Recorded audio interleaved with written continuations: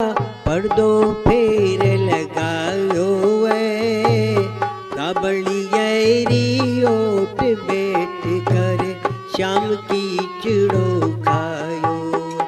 अरे पर्दो भूल गई सांवरिया, पर्दो फेर लगायो है, सांवरी ओट बैठ कर शाम की चिड़ो खायो है।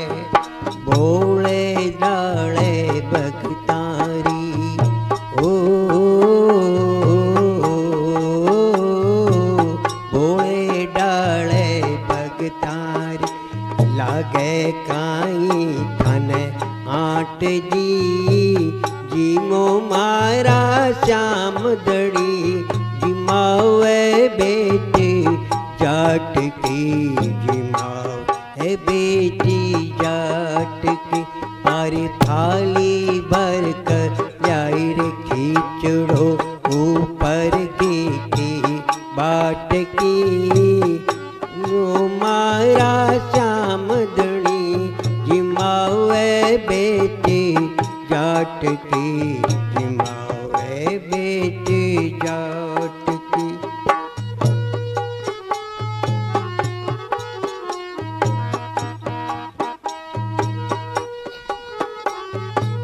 भक्तियो तो कर्मा जैसी, सांवरियो घर आवेलो, भक्तियो तो कर्मा जैसी, सांवरियो घर आवेलो, लोन लाल लुआगर हरि का हरक हरक गुण गावेलो, सोवन लाल लुआगर हरि का हरक हरक गुण गावेलो। साची प्रीत हुए पीर दर में,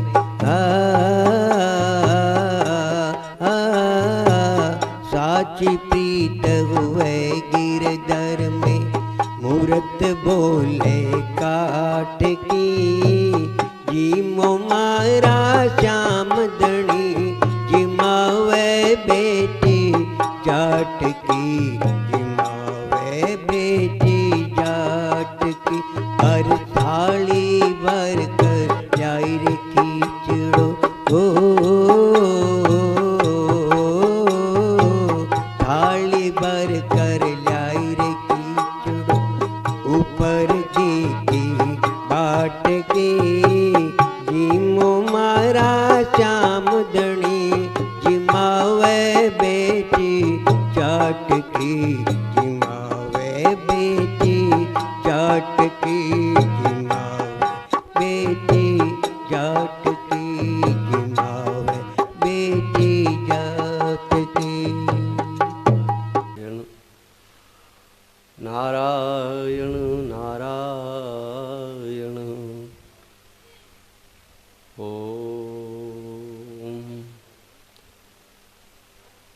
ओम नमो ब्रह्मादिभ्यो ब्रह्म विद्या संप्रदाय कर्तृभ्यो वंश ऋषिभ्यो महद्भ्यो नमो गुरुभ्यः। सर्वोपप्लवरहितः प्रज्ञानघनः प्रत्यगर्थो ब्रह्मैवाहमस्मि, ब्रह्मैवाहमस्मि। शंकरं शंकराचार्यं केशवं वादरायणं सूत्रभाष्यकृतौ वन्दे भगवन्तौ पुनः पुनः। प्रशान्तभावं शिवमद्वितीयं प्रदायकं मुक्तिमखण्डबोधं प्रणाशकं मोहमदादिदोषान् प्रणमामि तं सद्गुरुं वामदेवं। कुन्देन्दुधरगौरसुन्दरम् अम्बिकापतिमभीष्टसिद्धिदं कारुणीककलकञ्जलोचनं नौमि शङ्करमनङ्गमोचनं कृष्णाय वासुदेवाय देवकीनन्दनाय च नन्दगोपकुमाराय गोविन्दाय नमो नमः। दक्षिणे लक्ष्मणो यस्य वामे च जनकात्मजा पुरतो मारुतिर्यस्य तं वन्दे रघुनन्दनं। यत्र यत्र रघुनाथकीर्तनं तत्र तत्र कृतमस्तकाञ्जलिं बाष्पवारि परिपूर्णलोचनं मारुतिं नमत राक्षसान्तकम्। यः स्वानुभावमखिलश्रुतिसारमेक अध्यात्मदीपमतितितीर्षतां तमोन्धं संसारिणां करुणयाः पुराणगुह्यं तं व्याससूनमुपयामि गुरुं मुनीनां। भूतैर्महद्भिर्ययिमा पुरो विभुर्निर्मायशेते यदमुषु पूरुषः भुङ्क्ते गुणान् षोडश षोडशात्मकः सोऽलङ्कृशिष्ट भगवान् वचांसि मे सोऽलङ्कृशिष्ट भगवान् वचांसि मे। ॐ नारायण नारायण नारायण श्रीमन्नारायण नारायण नारायण। बोलो नारायण नारायण श्रीमन्नारायण नारायण नारायण। बोलो नारायण नारायण श्रीमन्नारायण नारायण। ओ भजमन नारायण नारायण नारायण। श्रीमन्नारायण नारायण नारायण। श्रीमन्नारायण नारायण नारायण। बोलो नारायण नारायण श्रीमन्नारायण नारायण नारायण। बोलो नारायण नारायण श्रीमन्नारायण नारायण नारायण। वद्री नारायण नारायण नारायण। ओ बद्री नारायण नारायण नारायण। लक्ष्मी नारायण नारायण नारायण। ओ लक्ष्मी नारायण नारायण नारायण। जय जय नारायण नारायण श्रीमन्नारायण नारायण नारायण। जय जय नारायण नारायण श्रीमन्नारायण। भगवान के परम पावन में कृपा प्रसाद से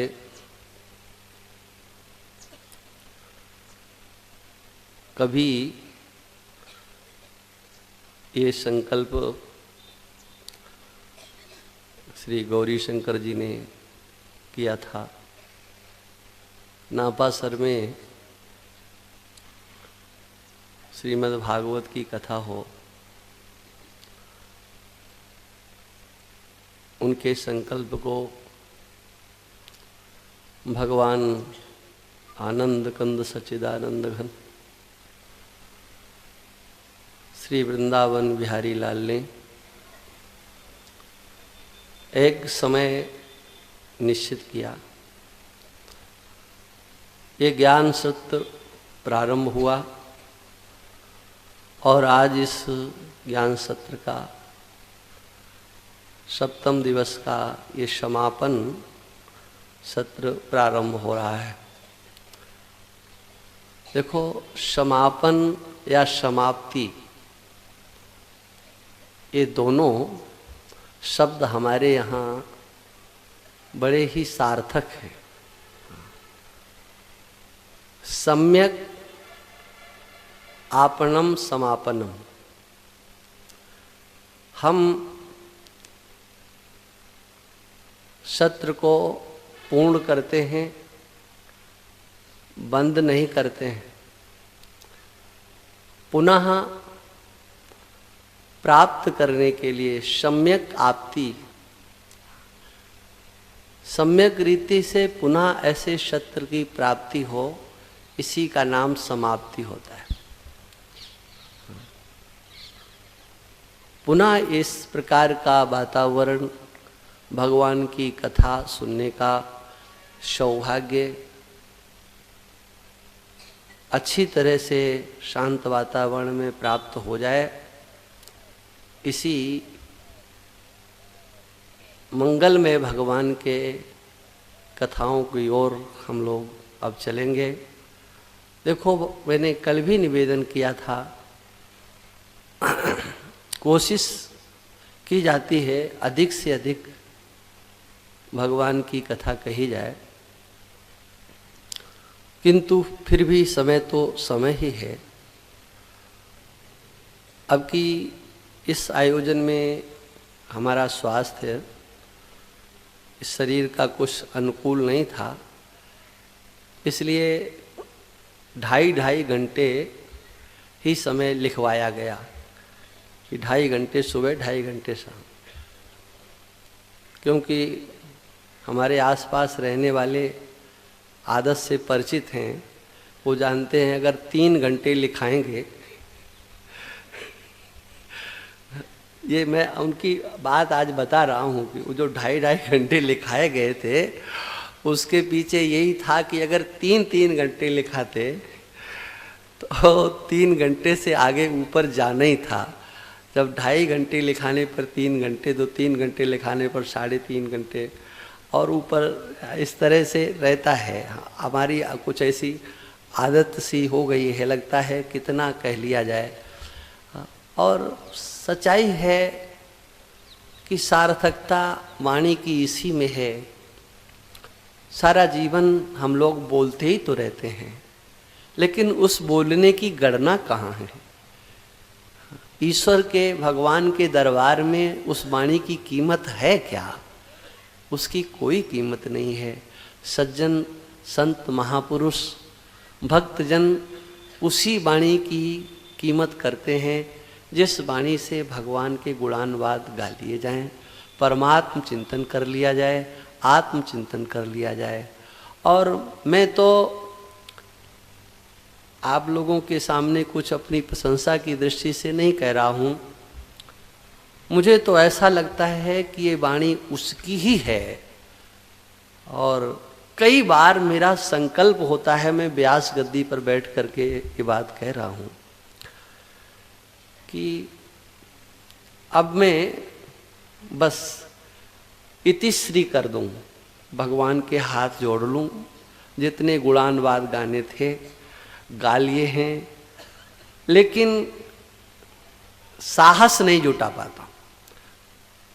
ऐसा करने के लिए साहस नहीं जुटा पा रहा हूँ।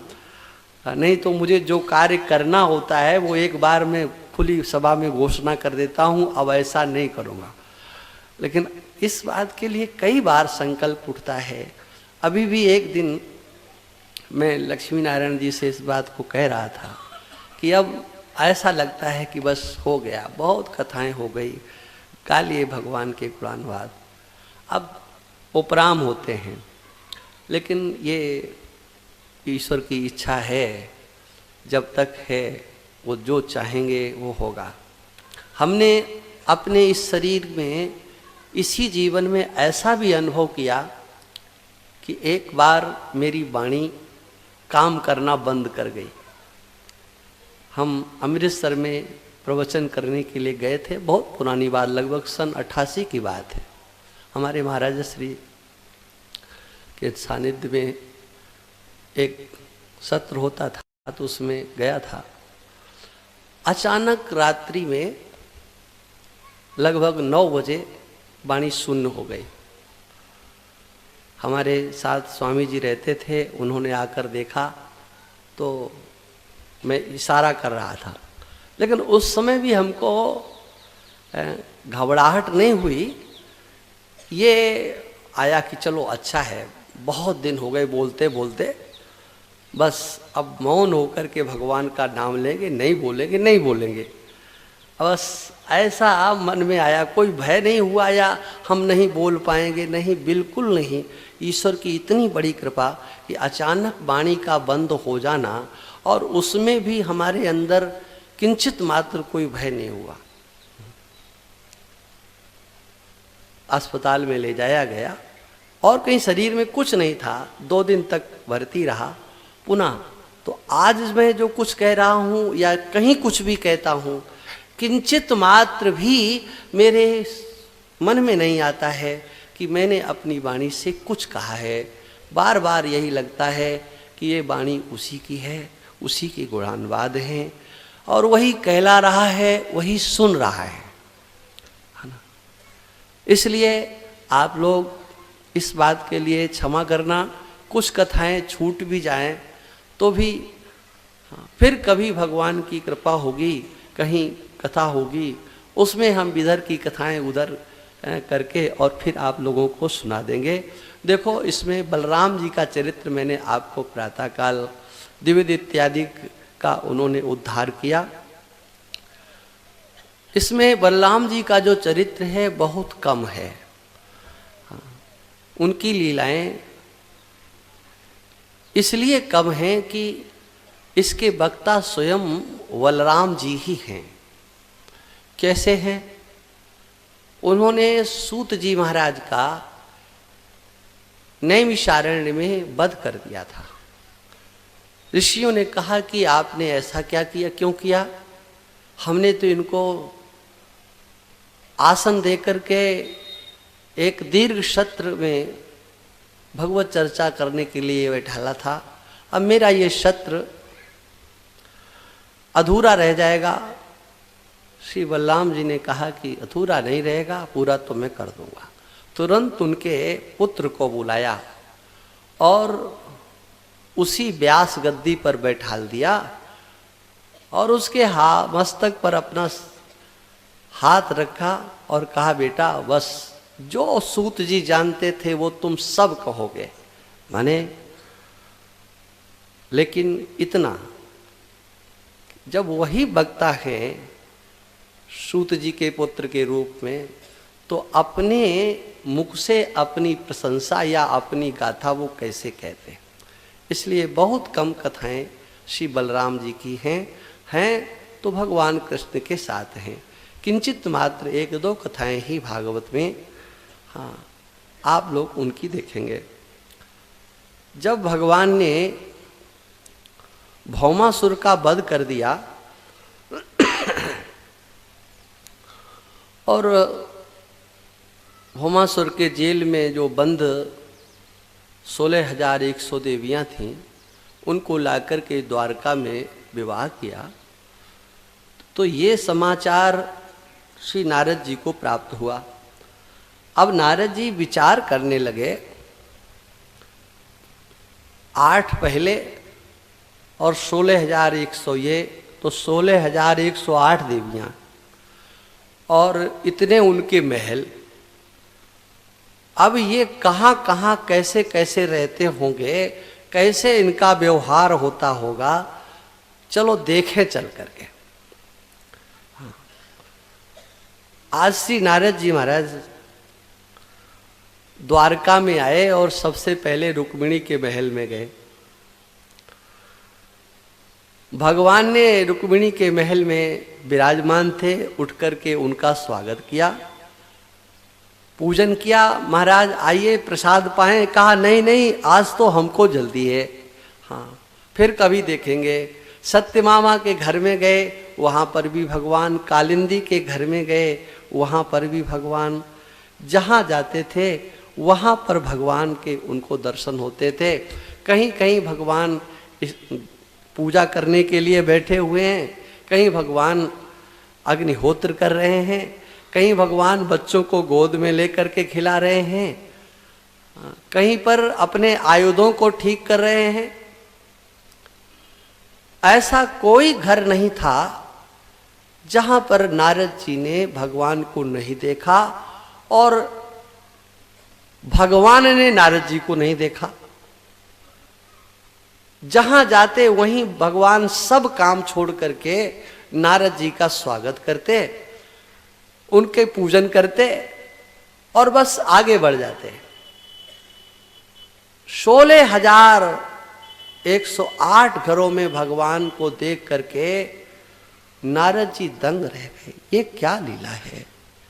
अलग अलग जगह पर अलग अलग प्रकार के व्यवहार कर रहे हैं। अरे कहीं कहीं तो बेटा बेटियों के विवाह की चिंता कर रहे हैं, कहीं कहीं अपने मित्रों के साथ कैसे व्यवहार करें इसके लिए राय कर रहे हैं, कहीं शत्रुओं का कैसे मान मर्दन किया जाए इसका विचार कर रहे हैं। देख करके नारद जी तो भगवान के चरणों में गिर पड़े। हाँ प्रभु, मैं तो आपका हूं, मेरी इस गलती को क्षमा कर दो। हाँ भगवान ने कहा नारद, ये गलती तुमने नहीं की है, ये तो मेरा संकल्प था, मेरा संकल्प। आप आकर के मेरी सारी दिनचर्या को देखो। नारद जी ने कहा महाराज, ऐसा आपने संकल्प क्यों किया कि मैं आपकी दिनचर्या कहाँ कहाँ कैसे कैसे रहते हो, ऐसा आपने क्यों किया। भगवान कहते देखो, मैं केवल धर्म का वक्ता नहीं हूं नारद, मैं केवल उपदेष्टा नहीं हूं, उपदेश भी करता हूं और वही आचरण भी मैं करता हूं। ब्रह्मन् धर्मस्य वक्ताहम् कर्ता तद अनुमोदिता। मैं जिसका आदेश देता हूं वो भी करता हूं और जिस कार्य का मैं अनुमोदन करता हूं वह भी मैं अपने जीवन में करता हूं। देखो, इस लीला के द्वारा मैं समस्त गृहस्थों को एक संदेश देना चाहता हूं। भगवान कहते हैं तत्शिक्षयन् लोकमिमम् आस्थितः। मैं अपने लोक धर्म का निर्वाह करने के लिए स्थित हूं, इसकी शिक्षा देने के लिए मैंने ये लीला की थी। मैंने क्या लोक धर्म है, गृहस्थ आश्रम में रहने वाले सज्जनों को भगवान बताते हैं अतिथि देवो भव। अतिथि तुम्हारे लिए देवता है। हाँ, तुम्हारे दरवाजे पर कोई अतिथि आता है, देखो एक तो टेलीफोन करके आते हैं, मैसेज भेज करके आते हैं, वो अतिथि नहीं कहलाते, ठीक है ना। अतिथि निवास, उसमें अतिथि लोग नहीं, पहले से बुक हो जाते हैं। अतिथि माने जिसकी कोई आने की तिथि नहीं हो। ऐसे वह विरक्त भगवान के भक्त महापुरुष दरवाजे पर आ जाएं, जिन्हें लोक से कोई अपेक्षा नहीं है। अरे लोक क्या की क्या बात है, जो भगवान से भी कोई अपेक्षा नहीं करते हैं, ऐसे परमात्म तत्व के वेत्ता भगवत भक्त दरवाजे पर जब आते हैं तो उस समय कोई ऐसा कार्य नहीं है नारद जिसे गृहस्थ को छोड़ नहीं देना चाहिए। इस शिक्षा को देने के लिए इसलिए अतिथि देवो भव कहा गया। तो अतिथि देवो भव माने क्या? तुम्हारे लिए अतिथि देवता हो। कौन सा अतिथि? हमारे पूज्यपाद महाराज श्री इस बात को सुनाया करते थे। माता पूजनीय है, वंदनीय है। सर्वाधिक मैंने एक दिन आपको बताया था कि सन्यास लेने के बाद वो किसी को नमन नहीं करता है, झुकता नहीं है, लेकिन उसके सामने अगर उसकी माँ आ जाती है, यदि वो नहीं झुकता है तो उसे दोष लगेगा। इसलिए माँ का स्थान बहुत ऊंचा है। किंतु जब पुत्र के सामने निर्णय कराने की स्थिति आ जाए, हमारे महाराज जी कहते थे कि कोई विचार करना है तो निर्णय किससे लिया जाए, मां से लिया जाए कि पिता से लिया जाए? तो शास्त्र कहता है कि माता से निर्णय नहीं ले, निर्णय पिता से ले। क्योंकि माता की ममतामयी दृष्टि होती है, और ममतामयी जहां दृष्टि होती है वहां न्याय नहीं हो सकता है। जो ममता से युक्त है वह यथार्थ निर्णय नहीं दे सकता है। माता और पिता के बीच में चयन करना हो तो निर्णय पिता के ऊपर छोड़ना चाहिए। पिता और आचार्य के बीच में निर्णय करना हो, पिता और गुरु के बीच में, हाँ, गुरु मतलब आचार्य। आचार्य माने देखिए, जो आपके पुरोहित हैं उनको आचार्य शब्द कैसे कहा गया है? हाँ, मातृदेवो भव, पितृदेवो भव, अतिथि देवो भव, आचार्य देवो भव। माने आचार्य माने वह जो आपके यज्ञोपवीत संस्कार इत्यादि गृहस्थ आश्रम के संस्कारों को कराने वाले हैं, जो कुल पुरोहित कहे जाते हैं, वो आचार्य। यदि पिता और आचार्य के बीच में निर्णय करना हो तो आचार्य की बात मानना चाहिए, पिता की नहीं। हाँ, क्योंकि पिता की दृष्टि में भी ममत्व पूर्ण निर्णय हो सकता है, लेकिन ऐसा नहीं है क्या कि आचार्य की दृष्टि में ममत्व न हो। कभी कभी आचार्य की दृष्टि में भी ममत्व हो जाता है। ये मेरा भक्त है, ये मेरा शिष्य है, ये मेरी सेवा करने वाला है। उस समय पर आचार्य का निर्णय नहीं, अतिथि का निर्णय मानना चाहिए। माने जिसकी किसी भी प्रकार से कहीं आसक्ति नहीं होती है, हाँ, वह जो निर्णय देता है वो यथार्थ निर्णय दिया करता है। नहीं तो देखिए, आप कथा में सुन चुके हैं, शुक्राचार्य ने बलि को भड़काने में कोई कसर छोड़ी थी? क्यों भाई, शुक्राचार्य जी का क्या नुकसान हो रहा था? कोई नुकसान हो रहा था? वो दे रहा था, भगवान को दे रहा था। यही सोचते क्या, अरे बहुत अच्छा हुआ, देखो मेरे शिष्य के सामने भगवान हाथ पसार रहे हैं, वाह वाह क्या कहना है, तो अपना गौरव मानते वो। ऐसा मेरा शिष्य जिसके सामने भगवान ने भी आकर के झोली फैला दी। ये गौरव की बात थी उनके लिए, लेकिन गौरव की बात न मान करके उन्होंने ठीक उससे विपरीत चिंतन किया। मेरे शिष्य का ये नुकसान करने के लिए आ गया, क्योंकि वो भी तो गृहस्थ ही है ना, विरक्त तो है नहीं ना। उनको लगता है कि मेरा शिष्य का सब कुछ चला जाएगा तो अपनी यजमानी कैसे चलेगी, अपना डंका कैसे बचेगा, कि मैं जिसकी इतनी बड़ी प्रतिभा है ऐसे बलि का मैं आचार्य हूं। तो कभी कभी आचार्य भी, हाँ, वो भी ठीक निर्णय नहीं कर पाते हैं। इसलिए अतिथि सर्वोपरि है, मान्य है। भगवान कहते हैं तस्य चयन लोकमिमं आस्थिताः पुत्र मत माँ खेद, हे पुत्र तुम खेद मत करो। हाँ, ये सब कुछ मैंने संसार के लोगों को शिक्षा देने के लिए किया। उसके बाद सुखदेव जी महाराज भगवान श्री कृष्ण की दिनचर्या का वर्णन करते हैं। भगवान देखो, इनका सबका वर्णन क्यों किया गया भागवत में? इसलिए कि हमने जो आपसे कहा था कि केवल 11-12 साल की लीलाएं गा करके और बस कथा को पूरा कर देते हैं, हो गया कृष्ण चरित्र, हो गई पूरी भागवत। नहीं, इस श्रीमद् भागवत में भगवान कृष्ण के उदात्त चरित्रों का आज लोक में गायन नहीं होता है। एक बार मैंने मंदसौर में एक आ गए न्यूज वाले और मैंने उनको समाचार दे दिया, और उसी समय 5 भागवतें हो रही थी मंदसौर में, 5, और छठी हमारी भी थी। अब सुनकर के जितने भी वहाँ वल्लभ संप्रदाय के लोगों का उधर ज़्यादा बोल वाला था, अब वो तो सबके सब तिल मिलाए। एक अच्छे विद्वान थे महापुरुष, उनके पास सब मिलकर के गए कि इसका खंडन कीजिए।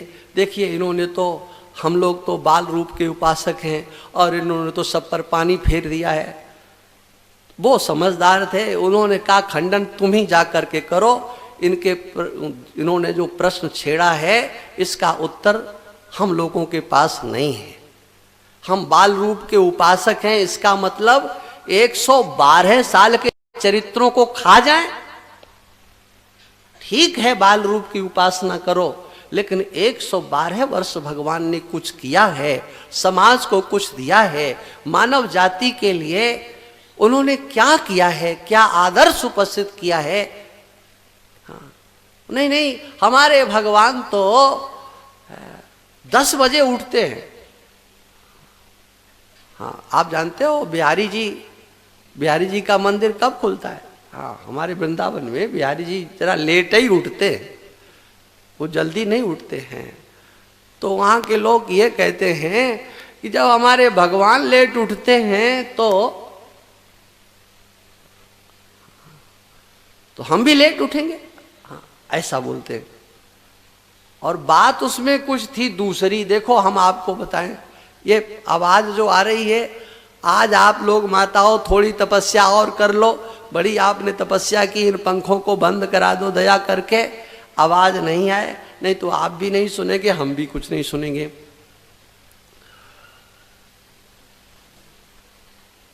देखो, एक विचार कीजिए आप, भगवान कृष्ण वृंदावन में रहे, क्या उनके ऊपर कोई जिम्मेदारी थी?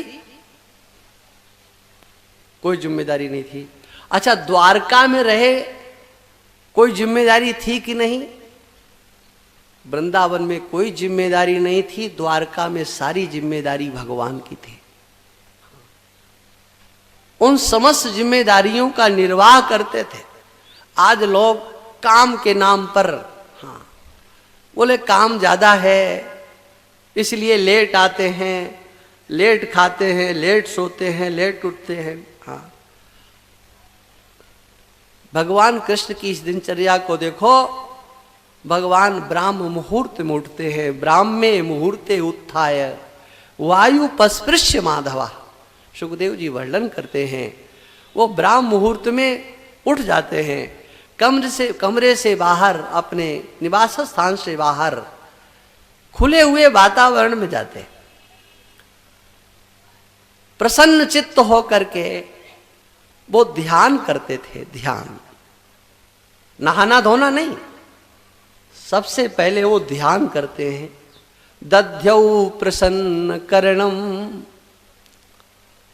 किसका ध्यान करते? कहा आत्मानम तमसः परम, अपने प्रकाश स्वरूप आत्मा का वो ध्यान करते हैं। क्यों भाई, सब कुछ अनुकरणीय है, क्या भगवान की ये लीला अनुकरणीय नहीं है? जब भगवान प्रातः काल उठ करके अपने प्रकाश स्वरूप आत्मा का ध्यान करते हैं तो हम लोगों का भी एक कर्तव्य बनता है, हम प्रकाश स्वरूप अपने स्वरूप का ध्यान करें। प्रातः स्मराम हृदय संस्फुरदात तात्म तत्वम सच्चित सुखम परमहंस गतिम तुरीयम यह स्वप्न जागर सुषुप्ति सद्वहिश्च। जो स्वप्न जागृत सुषुप्ति में नित्य हमें प्राप्त है वह आत्म तत्व जो हमारा अपना स्वरूप है, एक है, अद्वितीय है, स्वयं प्रकाश स्वरूप है, अव्यय है, जहां पर किसी प्रकार का कलमश नहीं है, वह ब्रह्म स्वरूप आत्म तत्व का भगवान ध्यान करते हैं। और ये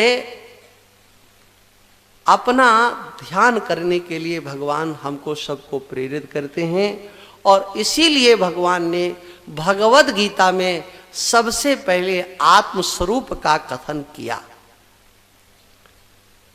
अपनी शरणागति की चर्चा भगवान चाहते तो सबसे पहले कर सकते थे, लेकिन भगवान मनुष्य मात्र के लिए एक संकेत देते हैं। श्रीमद् भागवत और भगवद गीता में प्रातः काल उठ करके सबसे पहले अपने आत्म स्वरूप का चिंतन करो। यह आत्म स्वरूप इस शरीर से पृथक, सूक्ष्म शरीर से पृथक, ये हम नहीं है, ये हमारा भी नहीं है, ये मैं नहीं, ये मेरा नहीं, मैं और मेरे से ये पृथक। इस संघात को जो मैं कहा जाता है, इस संघात के संबंधियों को जो मेरा कहा जाता है, उससे पृथक कहने वाला, उसका साक्षी देखने वाला, जानने वाला वह आत्म तत्व है। ऐसे भगवान अपने उस शरीर का, उस स्वरूप का चिंतन करते। और ये चिंतन करना सबके लिए सरल है, कठिन नहीं है। हाँ। किसका चिंतन करना? अपने आत्म स्वरूप का। आत्म स्वरूप माने अपने मैं का। हर क्षण मैं जो बोला जाता है ना, इस मैं का नाम ही आत्मा है। इसी को संस्कृत में अहम बोलते। अहम माने अहम का चिंतन, मैं का चिंतन, आत्मा का चिंतन। हाँ, ये सर्वप्रथम मैं। हाँ। और देखो सरल विधि है। ये जो शरीर है, ये हाथ है, हाथ आप सबके पास में है। अपने हाथ को आप मैं बोलो कि मेरा बोलोगे? क्या बोलेंगे आप लोग? आप लोग तो शायद मैं ही बोलोगे, मेरे ही बोलेंगे ना सब। है? इस शरीर के किसी अंग को मैं बोल करके देखो, मन ही मन में, जोर से नहीं, ठीक है? इस शरीर के किसी अंग को मैं बोल सकते हो? लक्ष्मी नारायण जी बोल सकते? नहीं बोल सकते आप। अच्छा, आप अपने मन को मैं बोलते हो कि मेरा? आप अपनी बुद्धि को मैं बोलते हो कि मेरा? आप अपने प्राणों को मैं बोलते हो कि मेरा? ये गणित है, और ऐसा गणित है, इसमें आगे पीछे कुछ नहीं होगा। इस शरीर के अंतर्गत जिसका तुम्हें अनुभव हो रहा है, चाहे मन हो, बुद्धि है, प्राण है, ज्ञानेन्द्रियां हैं, कर्मेंद्रियां हैं, जो कुछ भी है, हड्डी मांस जो है, उस किसी को मैं बोल सकते हो? तब उत्तर एक ही होगा, किसी को मैं नहीं बोल सकते हैं, सबको मेरा कहेंगे। अच्छा बताओ, क्या मेरा भी कभी मैं बन सकता है? मेरे को मैं कहने वाला, हाँ, बुद्धि से दिवालिया है, ऐसा कहना पड़ेगा। अरे आपका मकान है, उसको आप मेरा बोलते हो कि मैं? हाँ, जिसको मेरा कह दिया है आपने, उसको कभी भी मैं नहीं कहा जा सकता है। लेकिन फिर भी मेरे को अगर कोई मैं कहता है तो समझ लो यही अज्ञान है, यही अविद्या है, यही ना समझी है। बस इसको हटा दीजिए, एक बार हटा दीजिए ना समझी को। जितना मेरा है उसको अलग करके तुम्हारा मैं शुद्ध बच जाएगा। हाँ, अरे जितनी उथल पुथल होती है, जितने विकार हैं मन में है कि नहीं? मेरे मन में काम आया, मेरे मन में क्रोध आया, मेरे मन में लोभ आया, जो जितना भी है वो सब कहाँ है? मन के अंतर्गत है ना। और मन आपसे अलग है क्योंकि आप उसे मेरा बोलते हो, माने आप तो उससे अलग हो गए। इस प्रकार से अपने उस आत्म स्वरूप का चिंतन करना, आत्मानम तमसः परम, जिसमें किंचित मात्र कहीं अज्ञान नहीं है, और वो अपना अहम, अपनी आत्मा, अपना स्वरूप चमचमा रहा है। भगवान ऐसा प्रतिदिन करते हैं। हम भगवान के भक्त हैं, हमें भी ऐसा करना चाहिए अगर हम भगवान कृष्ण के अनुयायी हैं तो। ये पहली क्रिया। उसके बाद भगवान स्नान करते हैं। स्नान करने के बाद संध्या, गायत्री, पितरों का तर्पण, ऋषि तर्पण, अग्निहोत्र भगवान करते। ब्राह्मणों को बुलाकर के उनको स्वर्ण दान देते, गायों का दान करते। ये भगवान का नित्य का कर्तव्य था। गो विप्र देवता वृद्ध गुरून् भूतानि सर्वशः, बलि वैश्य देव किया करते थे भगवान। हाँ, सभी भूतों का तर्पण करते थे, वृद्धों की पूजा करते थे, ब्राह्मणों की पूजा, देवताओं की पूजा, विधिवत पूजा करते थे। और उसके बाद में भगवान फिर अपने आप को सजाते थे। भूषयामाशा। हाँ, इतना करने के बाद माने जितने भी नित्य कर्म हैं, उन नित्य कर्मों को करने के बाद भगवान फिर अन्य ऊपर के वस्त्रों को पहनते थे। हाँ, सजते थे भगवान दरबार में जाने के लिए। माने ये भी एक शिक्षा की चर्चा यहां कर दी गई। क्या? स्नान करने के बाद सबसे पहले भगवान का पूजन करो। पूजन करके फिर जब आपको ऑफिस जाना है, फैक्ट्री जाना है, कहीं जाना है, तो आनंद से जाओ।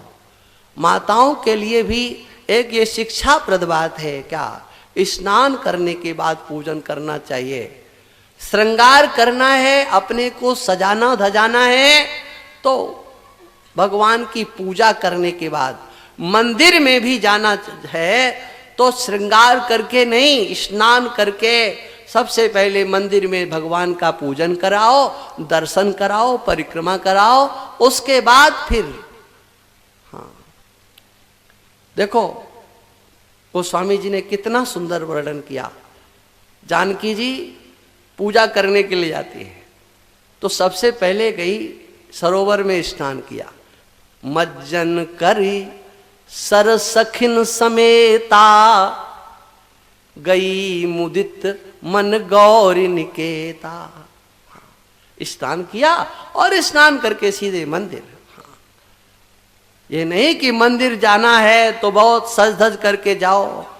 हाँ, उन गंदी वस्तुओं का आपको ज्ञान नहीं है, पता नहीं क्या क्या उनमें मिला करके बनाया जाता है आप सबको सजाने के लिए, जो वास्तव में छूने क्या देखने योग्य भी नहीं होती हैं। हाँ, ऐसी वस्तुओं से आप लोग अपने आप को सजाते हैं। ठीक है, मान लिया आपको अच्छा लगता है, बड़ा आप प्रेमी हैं, कम से कम पूजा कर लो। उसके बाद में फिर बाह्य प्रसादनों का आप आश्रय लीजिए। भगवान भोजन करते हैं और भोजन करने के बाद फिर सुधर्मा सभा में जाने के लिए भगवान तैयार होते हैं। उसी समय दारुक आ जाता है रस सजा करके। भगवान ने देखा दारुक आ गया है। जैसे ही भगवान को आते देखा, दारुक ने दोनों हाथ जोड़े, प्रभु पधारिए। और भगवान आते हैं, उसके जो दोनों हाथ ऐसे उसने जोड़ रखे थे, भगवान आकर के उसके जुड़े हुए दोनों हाथों को अपने हाथ में ले लेते हैं। गृहीत्वा पाणिना पाणी सारथे तमथारुहत। अब बताओ, ये छोटी सी चर्चा करने की जरूरत क्या कि भगवान सारथी के दोनों हाथ अपने हाथ में ले पकड़ लेते और फिर उसके बाद हाँ रथ के ऊपर सवार होने का संकल्प करते। हाँ, ये छोटी सी चर्चा है, लेकिन वास्तव में भगवान का उदात्त भाव इसमें भी, जो आपकी सेवा में है, जो सेवा करने वाले हैं, हाँ, वो तो सेवक हैं, वो तो नौकर हैं ही, लेकिन उनको भी प्रेम देना, आदर देना, ये आपका कर्तव्य बनता है। नौकर को नौकर कह करके पुकार देना, इसमें आपका कोई बड़प्पन नहीं है। कोई सफाई करने वाला है, उसका वही नाम लेकर के पुकार देना, ये आपकी बुद्धिमत्ता नहीं है। वो अपने प्रारब्धानुसार आज जहां खड़ा है, उसका हृदय भी चाहता है कोई हमसे प्रेम करे, कोई हमको सम्मान दे, आदर दे, प्रेम से बोले। अब वो आपका है तो कहाँ जाएगा ये प्रेम लेने के लिए? भगवान इस लीला के द्वारा बताते हैं। आप कल्पना कीजिए, जब भगवान उस सारथी के दोनों हाथों को अपने हाथ में लेते पकड़ते होंगे, हाँ, उस समय उसे कितना आनंद आता होगा। सारथी हाथ जोड़ रहा है और भगवान आकर के उन जुड़े हुए दोनों हाथों को अपने हाथ में इस तरह से पकड़ करके हाँ समाचार पूछ लेना, ये भगवान की दिनचर्या। उसके बाद में भगवान, देखिए यहाँ पर कोई ऐसा शास्त्रीय कर्म नहीं है इस अध्याय के अंतर्गत जो भगवान कृष्ण के जीवन में दिखाया नहीं गया है।